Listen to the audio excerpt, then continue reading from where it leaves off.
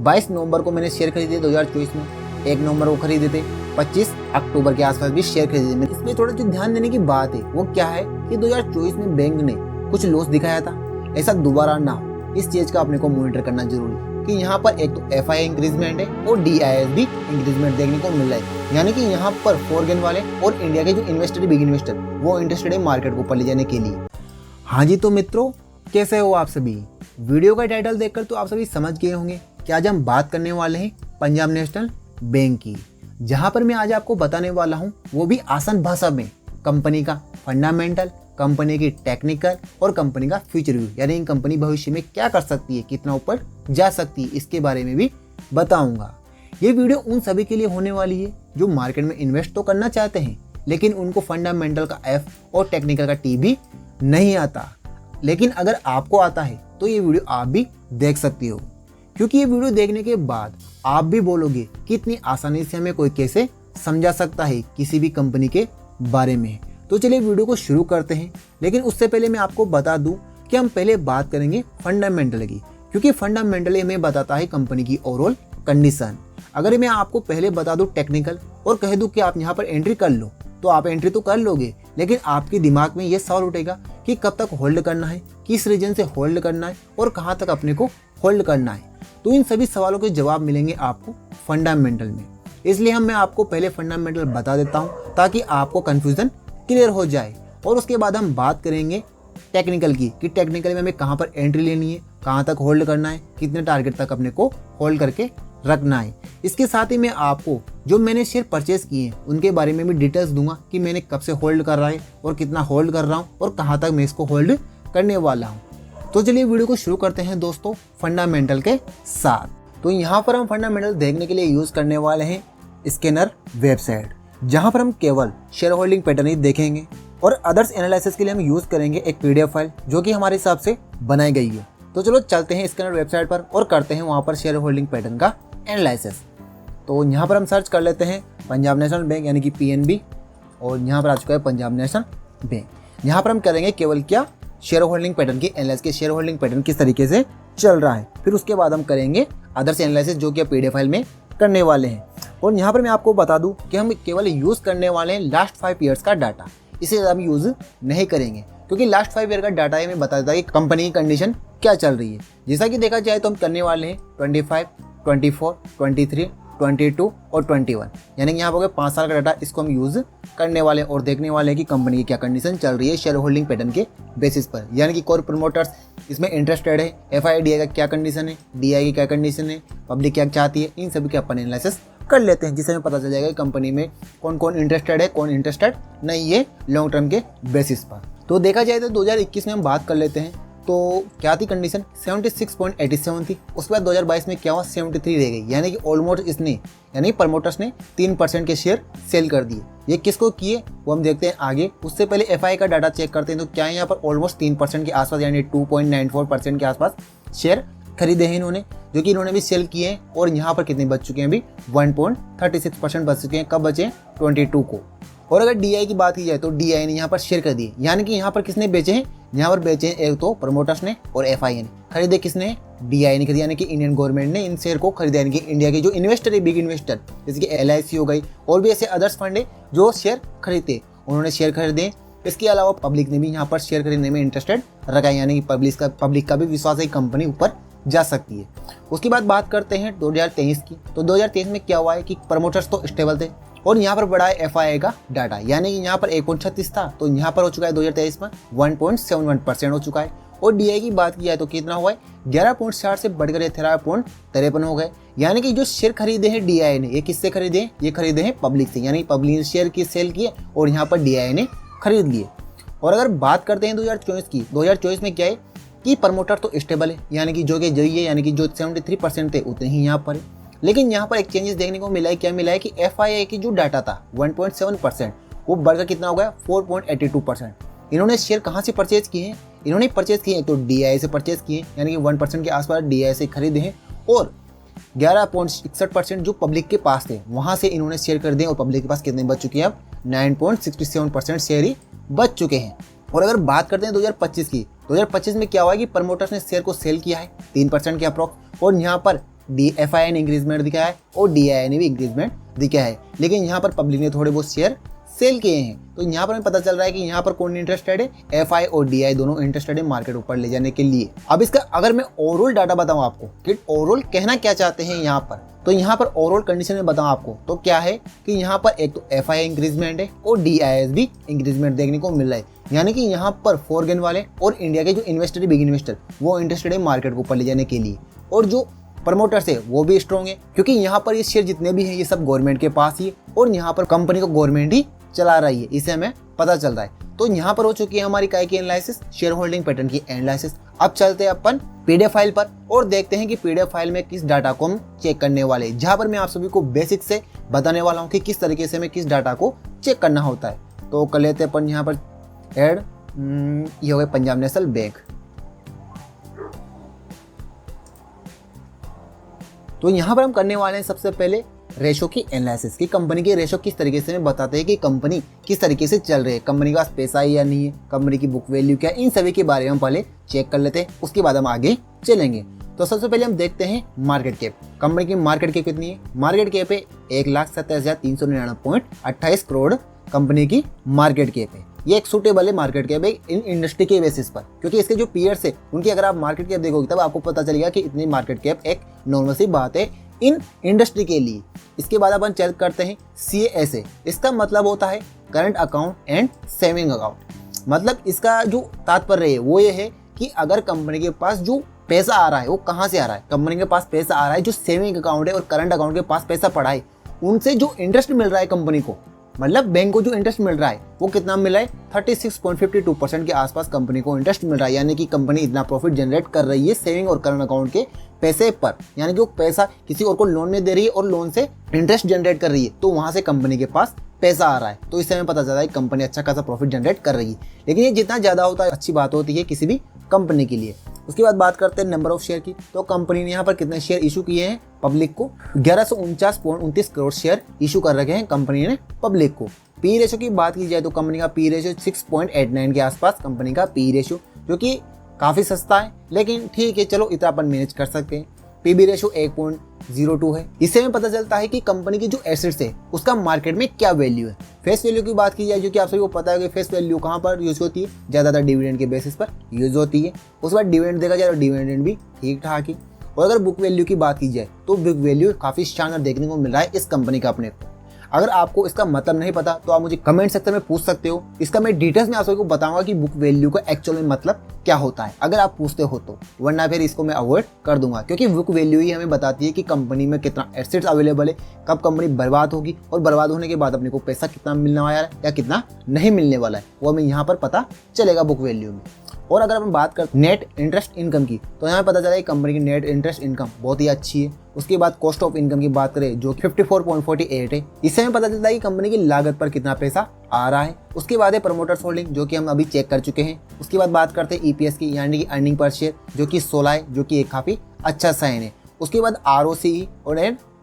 ROE and ROC, यानी कि return on equity and return on capital employ. तो यहाँ पर दोनों का जो रेशियो है वो कितना है, 15% है ऊपर दोनों को देखने को मिल रहा है, जो कि एक अच्छा साइन होता है किसी भी कंपनी के लिए। तो यहाँ तो कर लिया हमने काय की बात, रेशो की बात, कि किस तरीके से यहाँ पर हमें रेशो देखने को मिल रहे हैं। और इनसे पता चल चुका है कि कंपनी कितना पैसा कमा रही है, कंपनी के पास कितना एसेट्स अवेलेबल है और मार्केट में कंपनी की क्या वैल्यू और कितना रिटर्न दे रही है कंपनी। इसके साथ ही अगर कंपनी बर्बाद हो जाए फिर भी हमें एक शेयर पर कितने रुपए मिलने वाले हैं वो भी हमें पता चल चुका है इस रेशो से।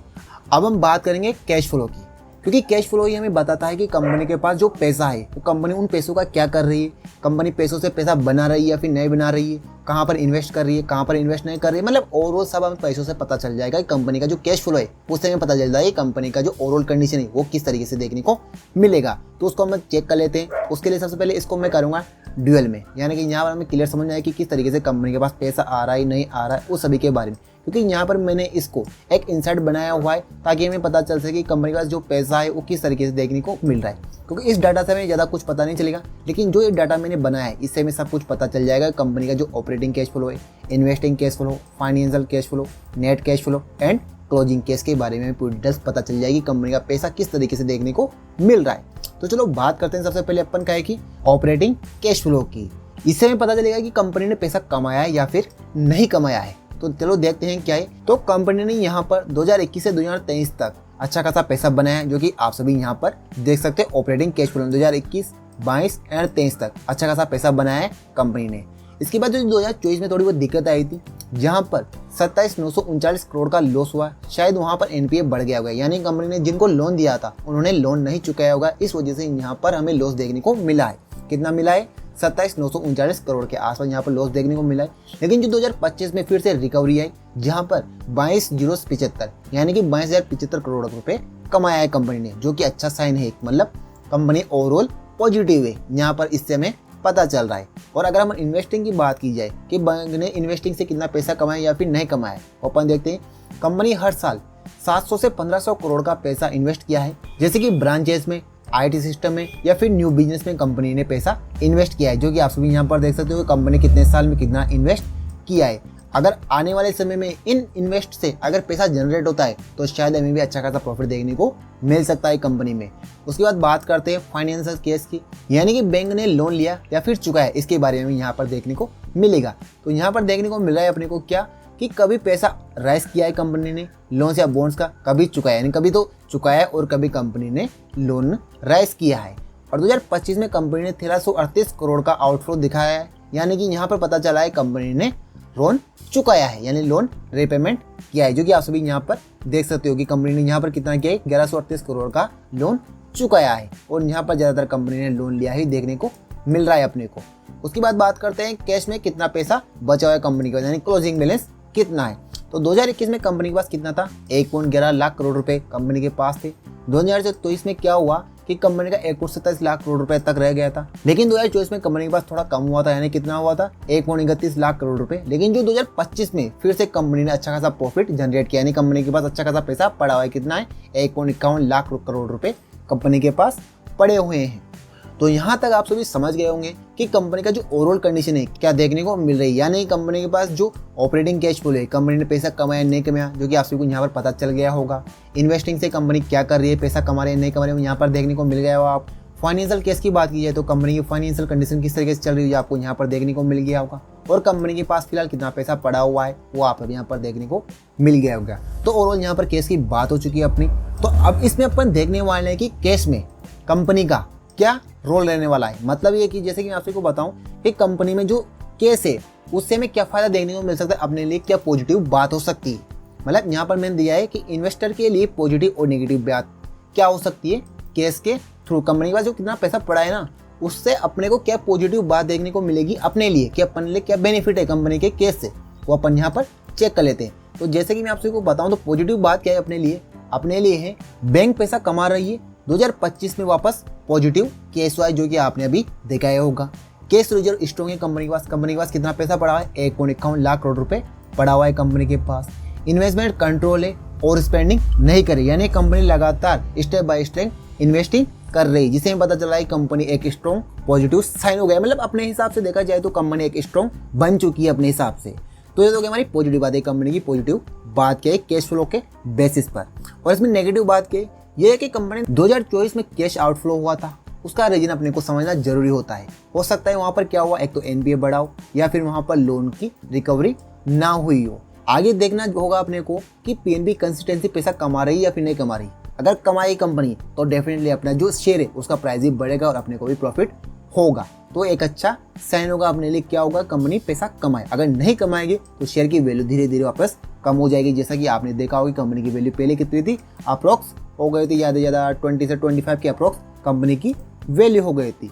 तो अब चलते हैं आगे की पॉइंट की ओर, जहाँ पर अपन चेक करने वाले पीयर्स कंपैरिजन कि जो बैंक के जो पीयर्स है, मतलब जो अदर्स बैंक है, उनके कंपैरिजन में कंपनी की वैल्यू क्या चल रही है। तो सिमिलर बैंक कौन कौन से हैं इसके, एक तो एक्सिस बैंक, एक है बैंक ऑफ बड़ौदा, एक है यूनियन बैंक ऑफ इंडिया। तो ये 3 बैंक कंपैरिजन में अपन ने लिए हैं। तो यहाँ पर देखने को मिल रहा है अपने को क्या कि पीएनबी का पीई कितना है, 6.8 है, एक्सिस बैंक का 15 है। तो यहाँ पर पीएनबी अपने को क्या देखने को मिल रहा है, सस्ता देखने को मिल रहा है। बुक वैल्यू के आसपास प्राइस है, यानी कि फेयर वैल्यू कितनी है प्रेजेंट टाइम 120 से 150 होनी चाहिए इसकी एक्चुअल में देखा जाए तो। लेकिन जो करंट प्राइस है अभी फिलहाल चल रहा है 110 रुपये। ये मैंने कल का डाटा है जो मैंने लिया था, लेकिन यहाँ पर अभी फिलहाल कितनी चल रही है, 112 के अप्रोक्स चल रही है आज की रेट के हिसाब से देखा जाए तो। थोड़ा मतलब इस तरह देखा जाए तो यहाँ पर अंडर वैल्यू चल रहा है अपना स्टॉक।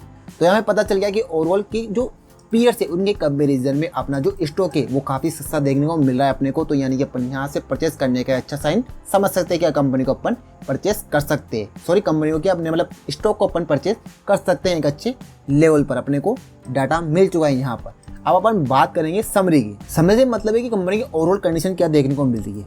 तो आप यहाँ पर देखो, ये मैंने ओवरऑल कंडीशन निकाली कंपनी की। कंपनी का ग्रोथ तो प्रॉफिट बढ़ रहा है जो कि मैंने आप सबको बता दिया कैश फ्लो में। मार्जिन इंप्रूव हो रहा है जो भी मैं आप सभी को बता चुका हूँ, ग्रोथ के बेसिस पर देख लिए। वैल्यूएशन के बेसिस पर देखा तो क्या है कि पी कितना है 6.1 यानी काफ़ी सस्ता है। पीबी अपन देख चुके हैं, यानी कि कंपनी चीप लग रही है। यानी चीप का मतलब ये नहीं है कि कंपनी बेकार है, चीप का मतलब है कि काफ़ी सस्ती कंपनी है अपने लिए, वैल्यूएशन के हिसाब से देख रहे हैं अपन। उसके बाद फाइनेंशियल हेल्थ की बात की जाए तो स्ट्रॉन्ग कैपिटल है कंपनी के पास। कंपनी ने एनपीए भी कम किया है और पॉजिटिव केस भी रखा हुआ है कंपनी के पास। और डिविडेंड के बेसिस पर देखा जाए तो कंपनी का 2.6% का डिविडेंड है। डिसेंट इनकम भी मिल रहा है कंपनी को। और इंटरेस्टिंग वैल्यू की बात की जाए तो मैंने आपसे को बता दिया कि कंपनी में फिलहाल अंडर वैल्यू चल रही है, यानी कंपनी की अच्छे लेवल पर अपन बाई कर सकते हैं। अभी भी अपने पास एक अच्छा वो है, क्या मतलब प्राइस है अपन बाई करने के लिए। तो ये तो गई हमारी समरी की बात। अब फाइनल थ्रेट की बात करते हैं। फाइनल एडवाइस, मेरी एडवाइस क्या रहेगी इस कंपनी के लिए, आपके लिए। तो फाइनल एडवाइस ये है मेरी, पंजाब नेशनल बैंक ने मर्जर के बाद अच्छी रिकवरी दिखाई है। जब कंपनी मर्ज हुई थी तब यहाँ पर कंपनी ने अच्छा खासा यहाँ पर रिकवरी दिखाई, यानी कंपनी का ओवरऑल स्टॉक 50 रुपये से बढ़कर 100 रुपये हो गया था। यानी 100% का यहाँ पर कंपनी ने अपने को रिटर्न दिया था, जो कि अगर आपने नहीं देखा हो तो आप चार्ट पर जाकर देख सकते हो। तो मैं आपको वैसे ही बता दूँ यहाँ से, क्योंकि आप सभी यहाँ पर देख सकते हो कितना कंपनी ने अपने को यहाँ पर रिटर्न देखने को मिल रहा हुआ। सर आप सभी यहाँ पर देख सकते हो इस कंडीशन यहाँ अपने को टारगेट देखने को मिला था। और अगर अपन बात करें आगे की, तो आगे क्या है, आगे अपने को यहाँ पर देखने को मिल रहा है, सॉरी एक मिनट, हाँ, तो क्या देखने को मिला है कि प्रॉफिट बढ़ रहा है कंपनी का, अच्छी बात है। एनपीए यानी कि बेल लोन कंट्रोल है, कम हो रहे हैं। यानी कि जब ये पंजाब नेशनल बैंक जब ये बड़े प्लेयर्स को, यानी कि जो बड़े बड़े लोन लेते हैं 1000 करोड़ 10,000 करोड़, उनको लोन देता था तो ये वो लोन नहीं चुकाते थे, जिसकी वजह से यहाँ पर कंपनी का एनपीए बढ़ा। और जब इन्होंने इस चीज़ को हटाकर छोटे खाताधारक को लोन देना स्टार्ट किया और उन्हें टाइम पर लोन चुकाया, तो धीरे धीरे कंपनी की रिकवरी होना स्टार्ट हो चुका है। मैं आप सभी को बता दूं एक नॉर्मल सी बात, अगर कंपनी का एनपीए बढ़ा तो कंपनी की वैल्यू गिरती है, और कंपनी का एनपीए गिरा तो कंपनी की वैल्यू बढ़ती है। ये हमेशा आप ध्यान रखना। आगे की बात करते हैं तो क्या है आगे, और स्टॉक का प्राइस अभी थोड़ा सस्ता लग रहा है, यानी कि जो पीओसी सेक्टर बैंक है उनके कंपेरिजन में काफ़ी सस्ता स्टॉक है। इसमें अपने को क्या क्या चीज़ें देखनी है, जैसे कि आपसे बताऊं तो अगर आप लॉन्ग टर्म इन्वेस्टर हो तो पंजाब नेशनल बैंक आपके लिए एक अच्छा ऑप्शन बन सकता है। लेकिन कंडीशन इसमें क्या रहेगी, कंडीशन ये रहेगी कि फ्यूचर में प्रॉफिट भी होना चाहिए। अगर कंपनी बेड लोन में वापस आ जाती है तो आपको ध्यान रखना है कि कंपनी को अपन को नहीं खरीदना, खरीदते हो तो आप उसको सेल कर सकते हो, जो कि आप ये देख सकते हो कि फ्यूचर में कंपनी का प्रॉफिट भी दिखाए, यानी कंपनी का प्रॉफिट भी हो और जो बेड लोन है वो वापस ना आए। इसके बाद क्या देखने को मिल रहा है अपने को, यह कि जो इसमें थोड़ा जो ध्यान देने की बात है वो क्या है कि 2024 में बैंक ने कुछ लॉस दिखाया था, ऐसा दोबारा ना हो, इस चीज़ का अपने को मॉनिटर करना जरूरी। अगर अपन लॉन्ग टर्म इन्वेस्टर है तो इस चीज़ को देखना अपने लिए ज़रूरी होता है। आगे भी अगर प्रॉफिट ग्रो करता है और बैंक लोन को कंट्रोल करता है तो जो स्टॉक है वो लॉन्ग टर्म में हमें फ़ायदा जरूर देगा और साथ में डिविडेंड देने की क्षमता भी बढ़ जाएगी। तो ये फाइनल एडवाइस थी मेरी, क्या थी कि कंपनी अच्छी कंपनी है, जो आपको देखना है ट्रैक करना है वो मैंने आप सबको यहाँ पर बता दिया, जो कि आप सभी यहाँ पर देख सकते हो। इतनी आसानी से अगर आपको कोई समझा सके तो मुझे आप बताना, कमेंट सेक्शन में बता देना आप कि इतनी आसानी से हमें कोई फंडामेंटल समझा सकता है। लेकिन अगर आपको अभी भी समझ नहीं आया तो आप मुझे कमेंट्स करो और पूछो कि भैया हमें ये चीज़ समझ में नहीं आया, इसके बारे में मुझे दोबारा बताओ, तो मैं आपको वो भी दोबारा बताऊँ। लेकिन अगर आपको ये PDF चाहिए तो आप मुझे कमेंट सेक्शन में बता सकते हो, मैं इस PDF को अपने टेलीग्राम चैनल पर डाल दूंगा, आप वहां पर जाकर इसको डाउनलोड कर सकते हो। तो यहाँ तक हो गई हमारी काय की बात, फंडामेंटल की बात, कि कंपनी का फंडामेंटल किस तरीके से देखने को मिल रहा है। अगर आपको अभी तक समझ नहीं आया कि यहाँ पर कंपनी का क्या थिंकिंग है तो मैं आपको बता दूं, ओवरऑल कंडीशन काफ़ी अच्छी कंपनी है, काफ़ी सस्ती कंपनी है। और यहाँ पर कंपनी का एक नॉर्मल चीज़ बता दी कि एनपीए बढ़ता है तो कंपनी का प्राइस गिरेगा, अगर एनपीए गिरता है तो कंपनी का प्राइस बढ़ेगा। ये आप ध्यान रखना। फिलहाल कंपनी का एनपीए अप्रोक्स 7 से 8% के अप्रोक्स चल रहा है, जब तक मेरे को याद है। अदरवाइज अगर कंपनी का एनपीए एक के आसपास आ चुका तो समझ लेना कंपनी की वैल्यू 250 की अप्रोक्स जाएगी। डेफिनेटली मैं श्योर हूँ इस चीज़ के लिए, क्योंकि मैंने इस शेयर को होल्ड करके रखा है। मैं आपको आगे जरूर बताऊंगा कि मैंने कहाँ पर इसको मतलब कब खरीदा था और कहाँ तक अभी होल्ड करा। मेरे को ऑलमोस्ट अभी इसको खरीदे हुए 1 साल हो चुका है और अभी फिलहाल मैं होल्ड कर रहा हूँ इस कंपनी को, जो कि मैं आपको अभी बताऊँगा अपने अकाउंट पर जाकर। और यहाँ पर क्या देखने को मिला है अपने को केवल जो चीज़ नोटिस करनी है, आप ध्यान रखना हमेशा क्या नोटिस करना है, कंपनी का प्रॉफिट ग्रो होना चाहिए और साथ में जो बैड लोन है उनको कंट्रोल करना चाहिए कंपनी को, ताकि यहाँ पर कंपनी लॉन्ग टर्म में अच्छा खासा प्रॉफिट दे सके। और जो कंपनी ने यहाँ पर जो लॉस दिखाया था उसको दोबारा नहीं करना चाहिए कंपनी। अगर वो होता है तो यहाँ पर हम क्वांटिटी डिक्रीज करने की कोशिश करेंगे। ये लॉन्ग टर्म बेसिस पर मैं आपको एडवाइस दे रहा हूँ। तो यहाँ तक तो हो गई हमारी काय की बात फंडामेंटल की। अब इसके बाद चलते हैं अपन टेक्निकल बेसिस पर और देखते हैं कि कहाँ पर अपने को एंट्री मिल सकती है और कहाँ पर एंट्री नहीं मिल सकती है। तो अब अपन बात करते हैं टेक्निकल बेसिस पर कि कंपनी की कंडीशन क्या चल रही है, उसके बारे में हम अभी बात कर लेते हैं। तो कंपनी की कंडीशन ये चल रही है कि जैसे कि मैं आपको प्राइस एक्शन के बेसिस बताऊं, ये इंडिकेटर को हटा दो, इसका कोई यूज़ नहीं है। इसका मैंने कभी यूज़ लिया था, एक्सपेरिमेंट कर रहा था, इसलिए मैंने लगा रखा है। अदरवाइज इसका कोई मतलब नहीं है, क्योंकि मैं प्योर प्राइस एक्शन एक इन्वेस्टर हूँ या फिर ट्रेडर कर दो, इन्वेस्टर आपकी इच्छा हो जो कह सकते हो, तो वो बात अलग हुई। तो अपन बात करते हैं इसके प्राइस एक्शन में। तो प्राइस एक्शन की बेसिस पर देखा जाए तो यहाँ पर पहले लिक्विडिटी थी, तो यहाँ पर जो अपने क्या हुआ था, इलेक्शन आया था तब यह कैंडल बनी थी, तो वहाँ से मार्केट की कंडीशन खत्म हो गई। मतलब यहाँ पर जितने भी इन्वेस्टर थे उन सबको निकाल दिया और मार्केट ने क्या किया, मार्केट ने एक सेलिंग देखने को मिली यहाँ पर, जो कि आप सब यहाँ पर देख सकते हो। उसके बाद यहाँ पर ऊपर तरफ लिक्विडिटी आई, क्या है कि सेलिंग की लिक्विडिटी आई। उसके बाद मार्केट ने क्या किया, यहाँ पर एक डबल बॉटम बनाया और डबल बॉटम बनाकर वापस नीचे देखने को मिला। और नीचे मिलने के बाद मार्केट ने क्या किया कि जितने भी रिटेल इन्वेस्टर थे उन सबको निकाल दिया फाइनली यहाँ पर। मतलब इस जो 50% की रिकवरी आई थी ना, मैंने क्या बोला था, सॉरी 100% की रिकवरी आई थी ना, जिसमें जितने भी बाई किया था, आई थिंक यहाँ पर जिसने भी इन्वेस्ट किया होगा, सॉरी एक मिनट किधर गया, पेन नहीं मिल रहा मेरे को यार, सॉरी हाँ यहाँ मिल गया। जो जैसा कि मैंने क्या बोला, यहाँ से जिन्होंने इन्वेस्ट करना स्टार्ट किया होगा और जो होल्ड कर रहे होंगे कि हमें अच्छा खासा और देखने को मिले 200% 500%, जो इन्वेस्टर है लॉन्ग टर्म के बेसिस पर इन्वेस्ट करते हैं, उनका थोड़ा बता रहा हूँ मैं आपको कि जिन्होंने यहाँ इन्वेस्ट किया होगा उन सभी ने कहा ना कहा तो स्टॉप लॉस लगाया होगा। तो जिन्होंने लगाया होगा वो सब निकल चुके। जब यहाँ पर 100% अपने को दिख रहा है और उसका 50% आ जाए मार्केट, तो डेफिनेटली हर कोई डरता है और सेल करके निकल जाता है। तो मार्केट में यहाँ पर 100% रिटर्न दिखाया, 50% आ गया, उन सबको निकाल दिया और मार्केट किस तरीके से देखने को मिल रहा है। तो मैं आपको बताऊँ तो यहाँ पर अपने को एंट्री कहाँ पर हो सकती है वो मैं आपको बता देता हूँ। तो इसको अपन कर लेते हैं जूम, और हो गया अपने को अच्छा खासा जूम। तो यहाँ आपको बताऊं तो यहाँ पर क्या देखने को मिल रहा है, अपने को मिल रहा है कि यहाँ पर अच्छा खासा रजिस्टेंस देखने को मिल रहा है। पहले तो यहाँ पर अच्छी खासी सेलिंग देखने को मिल रही है। तो डेफिनेटली यहाँ पर अगर मार्केट इस तरीके से जा सकता है, एक तो ये व्यू है। लेकिन मैं क्लियर बता दूँ आपको आपने एंट्री कहाँ करनी है। पहले अपन मैं चेक कर देता हूँ आपके लिए। जैसे कि मैं आपको बताऊँ कि ये पहले एक सेलिंग आई थी, सॉरी यहाँ से एक बाइंग आई थी और यहाँ से एक सेलिंग आई थी। तो मार्केट यहाँ पर कितना देखने को मिला था अपने को मिला था ऑलमोस्ट 7 to 80% के आसपास नीचे देखने को मिला था। ओके, उसके बाद बात करते हैं अगले पॉइंट की। तो अगले पॉइंट से अपन ऐड करते हैं यहाँ से यहाँ तक। तो यहाँ पर कितना देखने को मिला है अपने को मिला है ओनली 50%। यहाँ पर था 70 to 80%, यहाँ था 50%। आप सभी समझ रहे हो कितना रिकवरी देखने को मिल रही है। और अगर आगे की बात करते हैं इस स्विंग से, तो इस स्विंग से बात करते हैं तो मार्केट क्या कर रहा है, मार्केट यहाँ पर देखने को मिल रहा है अपने को 20 से 30% के आसपास ही रिकवरी देखने को मिल रही है। तो मुझे लगता है कि मार्केट यहाँ से डेफिनेटली ऊपर जाने के प्लान में बन चुका है और मार्केट ऊपर जाने की तैयारी में लग चुका है। अगर आप यहाँ पर इन्वेस्ट करते हो लॉन्ग टर्म के बेसिस पर, तो आपके लिए बहुत अच्छा प्राइस मिल जाएगा मेरे हिसाब से देखा जाए तो, क्योंकि यहाँ पर इतना सस्ता प्राइस मिल रहा है जिसकी कोई हद नहीं है। क्योंकि अगर मैंने आप सभी को बता दिया कि फंडामेंटल क्या कंडीशन देखने को मिल रही है, अगर जो चीज़ बढ़ी मैंने आप बता दिया, एनपीए वगैरह बता दिया, प्रॉफिट वगैरह बता दिया, सब कुछ बता दिया आपको क्लियर लैंग्वेज में कि अगर वो कंडीशन ऐसी हुई तो डेफिनेटली ये प्राइस ऊपर जरूर जाएगा। तो यहाँ तक हो गई अपनी बात। आप कर सकते हो यहाँ पर इन्वेस्ट। अदरवाइज अगर आप चाहते हो कि थोड़ा और नीचे है मार्केट, तो थोड़ा इंतजार कर लो नीचे का, उसके बाद आप इन्वेस्ट कर सकते हो। या फिर हो सकता है आप यहाँ पर अपनी जो पैसा है, मान लो आप यहाँ पर 50,000 इन्वेस्ट करना चाहते हो, तो 50,000 का आप निकालो 25%, तो आप यहाँ पर 25% इन्वेस्ट कर लो। अदरवाइज अगर मार्केट और नीचे आता है तब आप यहाँ पर 50% और ऐड कर लो। उसके बाद आपको लगता है कि और नीचे आएगा तो और ऐड कर लो, तो आपको एक अच्छा खासा एवरेज प्राइस देखने को मिल जाएगा। अदरवाइज अगर यहाँ पर 25% ऐड करते हो आप और मार्केट यहीं से निकलता है, तब आप इस स्विंग के बाद अपनी 50% क्वांटिटी इंक्रीज कर सकते हो। तो यहाँ पर इंक्रीज करने के बाद आप उसको होल्ड करो 75% क्वांटिटी। जरूर नहीं कि आप 50,000 इन्वेस्ट करो, आप उसका 75% भी इन्वेस्ट कर सकते हो, तो ताकि आपको एक अच्छा रिटर्न देखने को मिल सके। तो यहाँ तक हो गई अपनी टेक्निकल बेसिस बात कि कहाँ पर आप एंट्री ले सकते हैं।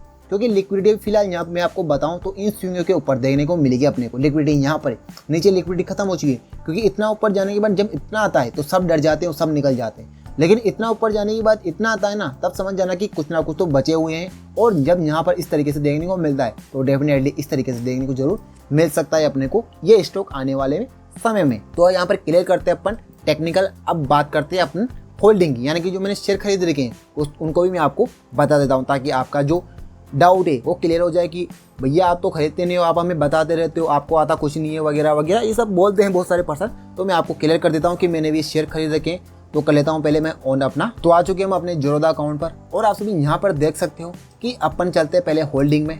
और होल्डिंग में जाने के बाद यहाँ पर मैं आपको बता दूं कि मैं कुछ चीज़ें ब्लर करूँगा। क्यों करूँगा? क्योंकि अपनी प्राइवेसी है कि हर चीज़ बताना जरूरी नहीं है। जो मैंने शेयर खरीदे के उसके बारे में आप सभी को बताता हूँ, जो कि आप सभी यहाँ पर देख सकते हो पंजाब नेशनल बैंक। तो चलते हैं इसके डिटेल्स में और देखते हैं कि किस तरीके से अपने को यहाँ पर कब शेयर खरीदा था अपन ने और कब शेयर में मतलब क्या क्या डिटेल्स देखने को मिलती है अपने को, वो अपन यहाँ पर चेक कर लेते हैं। तो आप सभी यहाँ पर देख सकते हो कि मैंने शेयर को कब खरीदा था, 2024 में मैंने शेयर खरीद कर होल्ड कर रखी है। कितनी क्वांटिटी खरीद रखी है वो जरूर बताना नहीं समझता मैं आपको। यहाँ पर प्राइस बता सकता हूँ आपको कि प्राइस क्या मतलब किस प्राइस पे खरीदा था और कितने दिन हो चुके हैं मैंने इसको खरीदे हुए, जो कि आप यहाँ देख सकते हो। मैंने फर्स्ट में बोल दिया था कि ऑलमोस्ट मेरे को 1 ईयर्स के अप्रोक्स हो गया होगा इस शेयर को खरीदे हुए, जो कि आप देख सकते हो कि 22 नवंबर को मैंने शेयर खरीदे 2024 में, 1 नवंबर को खरीदे थे, 25 अक्टूबर के आसपास भी शेयर खरीदे। मैंने इस तरह से क्वांटिटी इंक्रीज की थी, जो कि आप यहाँ पर देख सकते हो। अगर फिलहाल मैं आपको बताऊँ तो ओवरऑल मेरी जो प्राइस है वो कितनी देखने को मिल रही है, अप्रोक्स 90 के आसपास, या 90 नहीं मतलब 95 या 98 के आसपास मेरी एवरेज बाइंग देखने को मिलेगी आप सभी, जो कि आप सभी यहाँ पर देख सकते हो। तो अब हम बात करते हैं, अपन वापस अगेन आते हैं चार्ट पर। तो मैंने आप सभी को क्लियर कर दिया कि मैंने शेयर खरीद रखे हैं, फ्यूचर व्यू भी बता दिया, फंडामेंटल भी बता दिया, टेक्निकल भी बता दिया। तो इतने आसान लैंग्वेज में मैंने आप सभी को बता दिया कि किस तरीके से कंपनी का ओवरऑल चेक करना होता है। मैंने आपको बता दिया कि अगर आपको ये PDF चाहिए तो आपको टेलीग्राम चैनल ज्वाइन कर लो, बायो में लिंक मिल जाएगा, आपको वहाँ पर इसकी PDF फाइल मिल जाएगी, आप वहाँ पर डाउनलोड कर सकते हो और आप खुद भी इसको पढ़ सकते हो। और अगर आपको इसका इन्वेस्टर चेक करना हो तो आप यहाँ पर स्कैनर वेबसाइट पर आ जाओ और यहाँ पर आने के बाद ये भी आप चेक कर सकते हो। और बात करते हैं चार्ट की, तो चार्ट तो आप सभी देख ही सकते हो कि फिलहाल क्या प्राइस चल रहा है इसका, 112 के अप्रोच इसका प्राइस चल रहा है। और आप चार्ट खुद ओपन कर लोगे अपने ट्रेडिंग व्यू चार्ट पर जाकर। तो वीडियो को अपन एंड करते हैं और मिलते हैं नेक्स्ट वीडियो के साथ। अगर आप सभी को वीडियो में कुछ भी नॉलेज मिली हो, कुछ भी सीखने को मिला हो या कुछ भी जानने को मिला हो, तो वीडियो को लाइक जरूर कीजिएगा और कमेंट सेक्शन में एक अपना प्यारा सा कमेंट्स जरूर करना, क्योंकि आपका एक प्यारा सा कमेंट से मुझे मोटिवेट करेगा एक और नेक्स्ट वीडियो बनाने के लिए। अगर आपको किसी कंपनी की एनालिसिस करानी हो तभी आप मुझे कमेंट सेक्शन में बता सकते हो, ताकि मैं उसकी एनालिसिस अपलोड कर सकूँ आने वाले समय में। लेकिन अगर आप कमेंट्स करते हो तभी मैं आपके लिए एक नई फाइल बनाऊंगा, काहे की अपने फंडामेंटल की। वैसे मैंने बहुत सारी फाइलें बना रखी है, जो कि आप यहाँ पर देख सकते हो, अदर्स कंपनी की आपको यहाँ पर देखने को मिल जाएगी। जैसे कि हो गया आरती इंडस्ट्री, अशोक लेलैंड, यहाँ पर डीलिंक हो गया, मेगा स्टार फूड हो गया, ऐसे बहुत सारी मतलब ऐसे बना रखी है मैंने जिनमें इन्वेस्ट किया है सोच समझ के, जो भी चीज़ें हैं उनके बारे में। अदरवाइज अगर आपको ये PDF की फाइल भी चाहिए तो आप मुझे बता देना, मैं इनका जो लिंक है PDF फाइल अपने टेलीग्राम चैनल में डाल दूंगा, जिसका मेरे को कोई भी प्रॉब्लम नहीं है, क्योंकि अगर आप बोलोगे तो मैं अपलोड कर सकता हूँ, मेरे लिए कोई ये बड़ी बात नहीं है। तो दोस्तों वीडियो को अपन एंड करते हैं और मिलते हैं नेक्स्ट वीडियो के साथ। तब तक के लिए टेक केयर, बाय बाय।